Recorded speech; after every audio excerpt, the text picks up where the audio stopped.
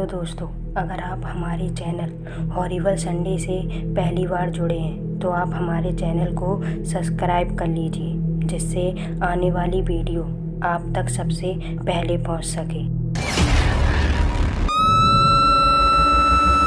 शेखावत खानदान आज बहुत खुश था क्योंकि उनका छोटा बेटा पूरे 20 साल बाद विदेश से वापस आ रहा था।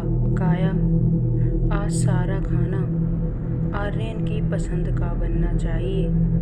लाल साड़ी, माथे पर बड़ी सी बिंदी और चेहरे पर एक अलग सा तेज। ये है शेखावत खानदान की सबसे बड़ी बहू यानी आर्यन की माँ अपनी देवरानी काया से आर्यन के पसंद का खाना बनाने के लिए कह रही थी। काया और रानी देवरानी जिठानी कम, बहनें ज़्यादा लगती थी। क्या आज आर्यन भैया आ रहे हैं? ये है काया की इकलौती बहू चंचल। इनका नाम ही चंचल नहीं है, स्वभाव में भी चंचलता साफ झलकती है।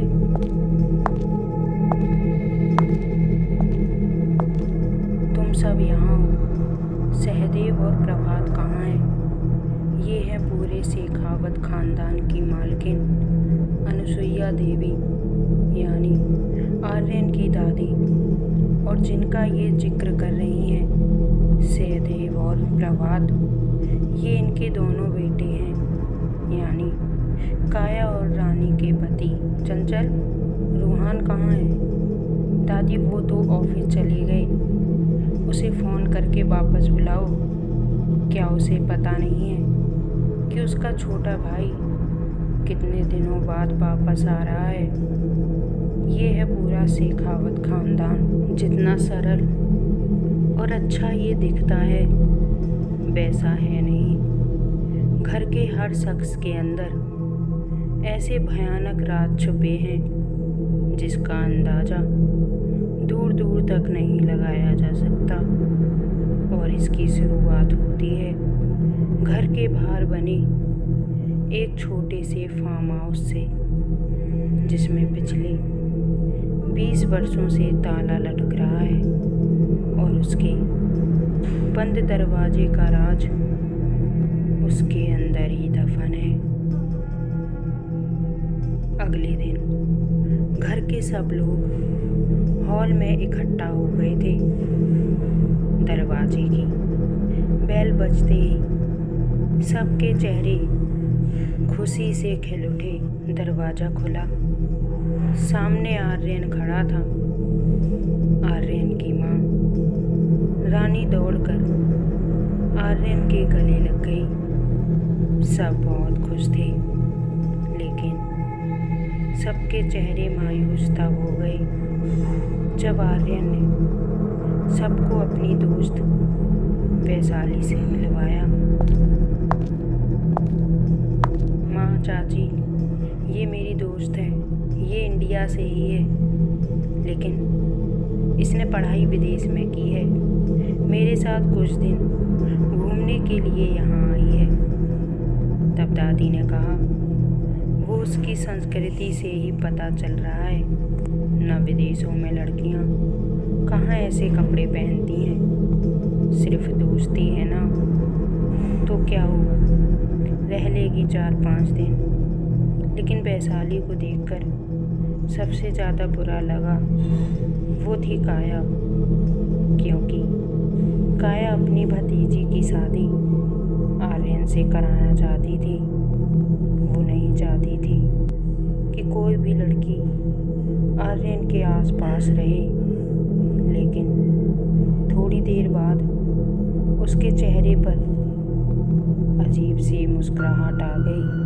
रात हो चुकी थी।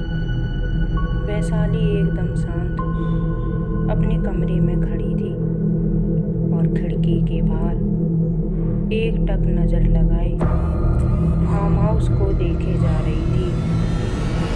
तभी आर्यन कमरे में आ जाता है और उसने वैशाली से कहा, क्या हुआ? जब से आई हो तब से एकदम शांत हो।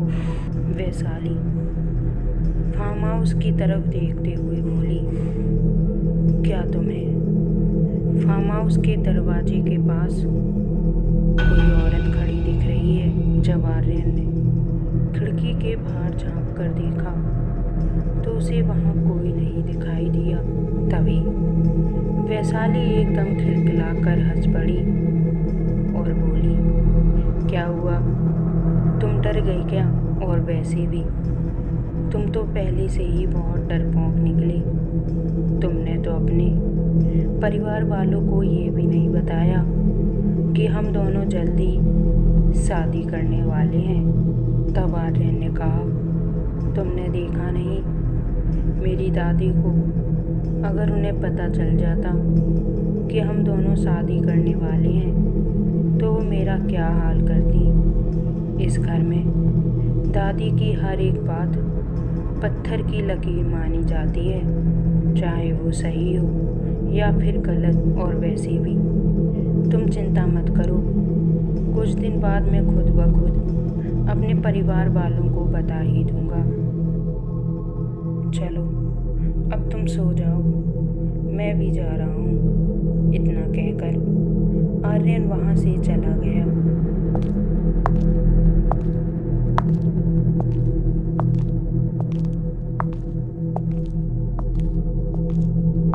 वैशाली भी सोने जा ही रही थी कि अचानक उसकी नज़र फार्म हाउस पर पड़ी और वो हैरान रह गई। फार्म हाउस के एक कमरे की लाइट जल रही थी, जबकि कुछ देर पहले वहाँ कोई लाइट नहीं जल रही थी। लेकिन पलक झपकते ही फार्म हाउस को फिर काले घने अंधेरे ने अपने आगोश में ले लिया। लाजमी था कि कोई भी पहली अजीब घटना इंसान को वहम ही लगती है। वैशाली ने भी उसे वहम समझा और सोने चली गई। सुबह जब उसकी नींद खुली तो चारों तरफ का माहौल देखकर दंग रह गई, क्योंकि पूरे घर को सजाया जा रहा था। वैशाली जब नीचे आई तो पूरा परिवार हॉल में खड़ा था, मानो सब पहले से ही वैशाली का इंतजार कर रहे हों। दादी ने हंसते हुए कहा, तुम्हें क्या लगा? तुम अगर हमें अपने बारे में नहीं बताओगी तो हमें पता नहीं चलेगा। तुम दोनों शादी करना चाहते हो। आर्यन ने हमें सब कुछ पहले ही बता दिया था। वो तुम्हें सरप्राइज देना चाहता था। जाओ, जाके तैयार हो जाओ। आज तुम्हारी सगाई है और 2 दिन बाद शादी। वैशाली की खुशी का ठिकाना नहीं था। वो दौड़कर अपने कमरे की तरफ चली गई। जैसे ही उसने अपने कमरे में कदम रखा, अचानक सामने की खिड़की अपने आप खुल गई और वैशाली की नज़र सीधे फार्म हाउस पर गई। वहाँ कोई औरत खड़ी थी जो वैशाली को अपनी तरफ आने का इशारा कर रही थी और ऐसा लग रहा था कि वो कुछ उससे कहना चाह रही थी। तभी आर्यन उसके कमरे में आया और वैशाली से कहा, तुम अभी तक तैयार नहीं हुई? तब वैशाली ने कहा, क्या तुम्हें वो औरत दिख रही है? आर्यन ने एकदम से कहा, तुम अब फिर मुझसे मजाक मत करो, ये कोई मजाक का टाइम नहीं है। नहीं, जरा देखो, वहाँ सच में कोई औरत है। लेकिन जब उसने देखा तो आर्यन को वहाँ कोई औरत नजर नहीं आई। वैशाली हैरान थी, क्योंकि अभी अभी उसने वहाँ खड़ी एक औरत को देखा था जो अब वहाँ नहीं थी। सगाई की रस्म हो चुकी थी, सब जा चुके थे। वैशाली अपने कमरे में खड़ी अपने आप को आईने में देख रही थी कि उसे आईने में अपनी जगह वो फार्म हाउस नजर आया और उसे अचानक उस औरत की याद आई। वैशाली अपने आप से बड़बड़ाते हुए कहती है, उस फार्म हाउस में कुछ तो है। जब से मैं आई हूँ तब से वो फार्म हाउस मेरी आंखों के सामने से हट नहीं रहा है। मैं कहीं पागल ना हो जाऊं। इतना कहकर वैशाली अपने बिस्तर पर लेट गई और सो गई। 2 दिन बीत चुके थे। आज वैशाली और आर्यन की शादी थी। लाल जोड़े में सजी वैशाली की खुशी का ठिकाना नहीं था, लेकिन उसकी ये खुशी सिर्फ थोड़ी देर तक ही टिक पाई। फार्म हाउस से अचानक किसी की चीखने की आवाज़ सुनाई दी। वैशाली ने जल्दी से दौड़ते हुए खिड़की के बाहर देखा तो वही औरत फार्म हाउस के बाहर खड़ी थी और फार्म हाउस के बंद दरवाजे की तरफ इशारा कर रही थी। कुछ तो था जो वैशाली समझ नहीं पा रही थी। आज उसने ठान लिया था कि वो फार्म हाउस का दरवाज़ा खोल कर रहेगी। सब अपने काम में व्यस्त थे। इसी का फ़ायदा उठाकर वैशाली घर के बाहर आ गई। धीरे धीरे बढ़ते कदमों के साथ वैशाली ने फार्म हाउस का ताला तोड़ दिया और धीरे से उसका दरवाज़ा खोला और अंदर चली गई। एक जोरदार आवाज़ के साथ फार्म हाउस का दरवाज़ा अपने आप बंद हो गया। चारों तरफ घना अंधेरा छाया हुआ था। हर तरफ से अजीब सी सड़ी हुई बदबू आ रही थी। जब वैशाली ने ध्यान दिया तो उसकी आंखें एकदम स्थिर हो गईं। हर तरफ लाशों के ढेर पड़े हुए थे। ज़्यादातर लाशें एकदम सड़ चुकी थीं। कहीं औरत तो कहीं आदमी पड़े थे। तभी अचानक एक राक्षसनुमा आकृति वैशाली को दिखाई दी। जब तक वो पीछे मुड़कर देख पाती, अचानक उस आकृति ने वैशाली पर हमला कर दिया। वैशाली की चीख पूरे फार्म हाउस में गूंज गई। चीख सुनकर पूरा शेखावत खानदान फार्म हाउस के सामने आकर खड़ा हो गया और हर शख्स के मुंह पर एक अजीब सी मुस्कान थी।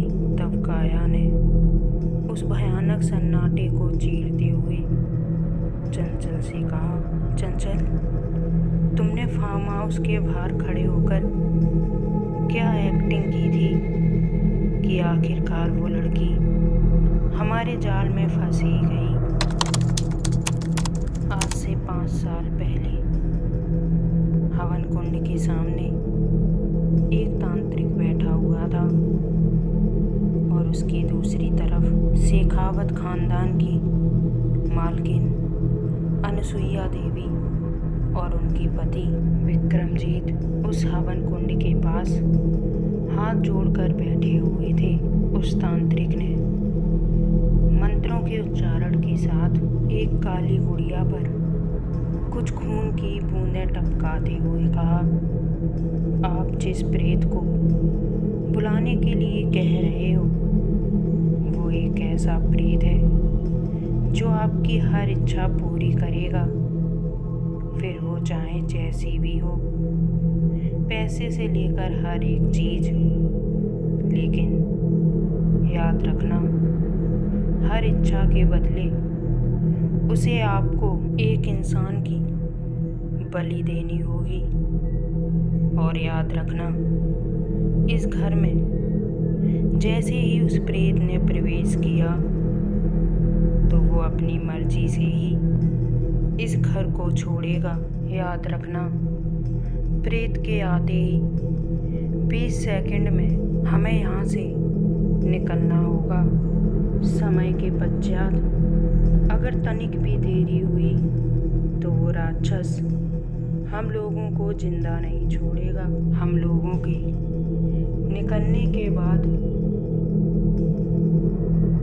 जो कोई भी इंसान इस दरवाजे को खोलेगा वो उस राक्षस की बलि चढ़ जाएगा। तब से वो प्रेत इसी फार्म हाउस में रह गया और शेखावत खानदान अपनी बड़ी बड़ी इच्छाएं पूर्ति करता रहा और उसके बदले एक इंसान की बलि उस राक्षस को देता रहा। और आज शेखावत खानदान की घिनौनी साजिश का शिकार वैशाली हो चुकी थी।